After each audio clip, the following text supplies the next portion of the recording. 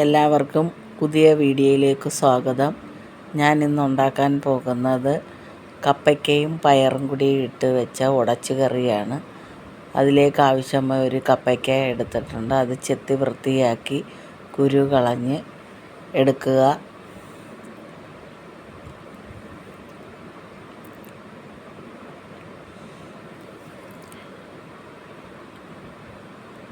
ഇതിനാവശ്യമായി 250 gram പയർ ഞാൻ എടുത്തിട്ടുണ്ട്.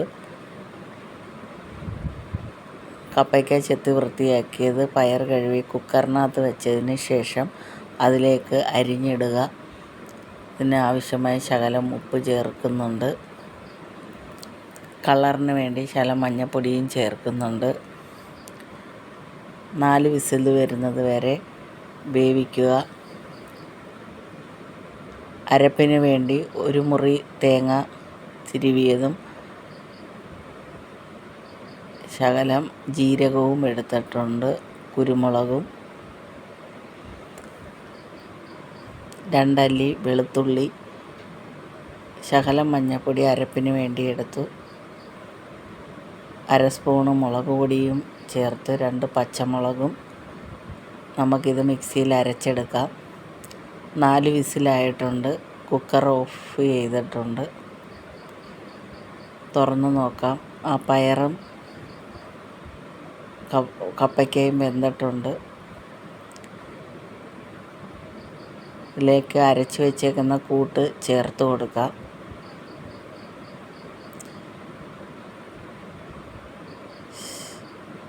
അടുപ്പിൽ വെച്ച് ശകല നേരവും കൂടി നമുക്കിതൊന്ന് വേവിക്കാനുണ്ട്, അരപ്പ് വേവാൻ വേണ്ടി. താളിക്കാൻ വേണ്ടി പാൻ അടുപ്പിൽ വെച്ചു. അതിലേക്ക് ശകല എണ്ണ ഒഴിച്ചു. ശകലം കടുകും കൂടി ഇട്ടിട്ടുണ്ട്.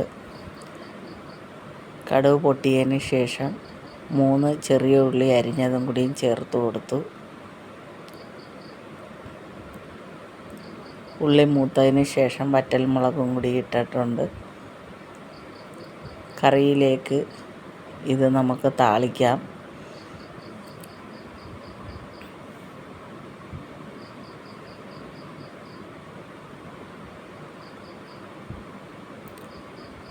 ഇത് നല്ല ടേസ്റ്റിയുള്ള ഒരു കറിയാണ്. നിങ്ങളും ഇത് വീട്ടിൽ ട്രൈ ചെയ്ത് നോക്കണം.